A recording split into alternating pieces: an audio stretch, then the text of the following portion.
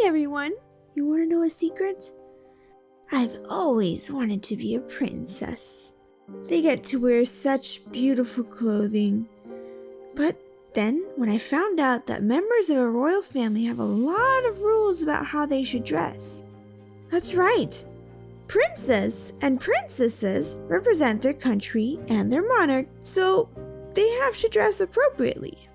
And you know what? This is true for Christians as well. We also represent our King and his heavenly country. So, in the same way, we must be careful about what we wear so that we represent him well. Let's listen as Adam and Eve talk about clothing with some of their children. Well, hello there. Come join us. We were just talking about the robes of light Eve and I wore in the Garden of Eden. Yes, we wore the same clothing as the angels, robes of heavenly innocence. They were the best clothes ever, soft, comfortable, and oh, so beautiful. Not at all like the clothes we wear now. God gave us those robes to wear for as long as we remained obedient to Him. When your father and I sinned, we lost our innocence and our connection to God. This caused us to lose our robes, and suddenly we were naked and ashamed. Oh, we tried to make our own clothes.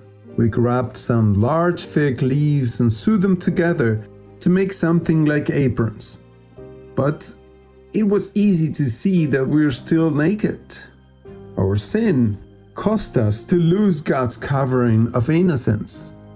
And even though we tried to replace it with the work of our hands, we could never achieve God's standard by ourselves, no matter how hard we tried. God gave us animal skins to wear instead. They cover us better than the leaves did, and also protect us from the temperature changes that have been caused by sin. But this meant that a lamb had to die. It was the first time I'd ever seen death, and I knew then how terrible sin is. You know, when God made us, He gave us the very best of everything, including our clothing. When I look at my clothes today, I'm reminded that Jesus, the Lamb of God, must die for my sin. Well, our clothing has sure changed a lot from those early animal skins. It's interesting that what was once put on in shame is now worn with pride. People spend a lot of time and money on the clothing they wear. This was the case even in the time of the apostles.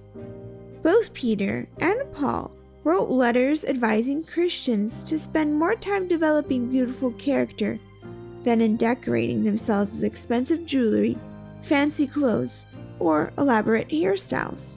Some think it doesn't really matter what we wear. But that's not what the Bible teaches. God was concerned enough about Adam and Eve's scanty fig leaf garments to replace them with proper coverings of animal skins. He made sure the clothing of the Israelites never got old or wore out while they wandered in the wilderness. He also designed the beautiful priestly garments for the efficient service in the tabernacle, and so that they could easily be found by the people. In 1 Peter 2:9, God tells us that Christians are a royal priesthood. As members of His royal family, we are His representatives to the world, and must also be easy to find by anyone who's searching for Him. Let's look at His dress code in the Bible.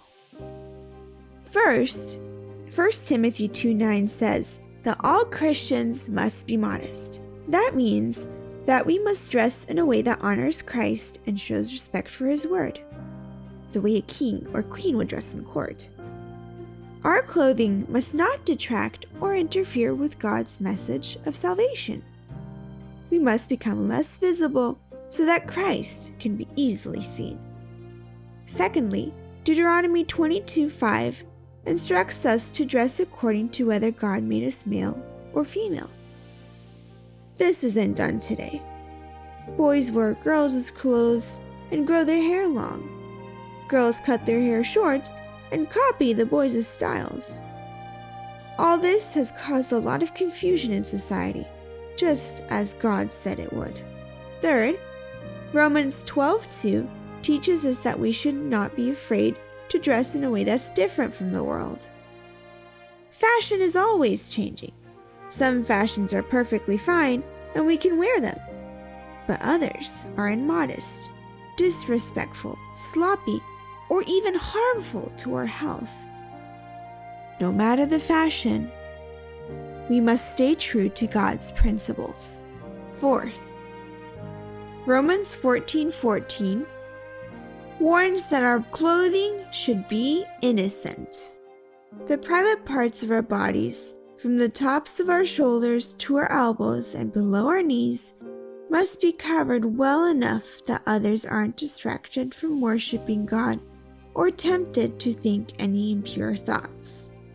Finally, 1 Corinthians 10:31 reminds us that whatever we do, we must glorify God. Our clothing should be simple, neat, clean, practical, and well-made, but not something that causes others to pay more attention to us than to Christ. You know, it's an honor to be part of God's royal family, and the way we dress sets us apart as His chosen people. Our clothing is a sign because it shows others that we are respected ambassadors of His kingdom, and we are here to serve. Our clothing is also a protection from our physical, moral, and spiritual health. So, children, dress like royalty. See you next time!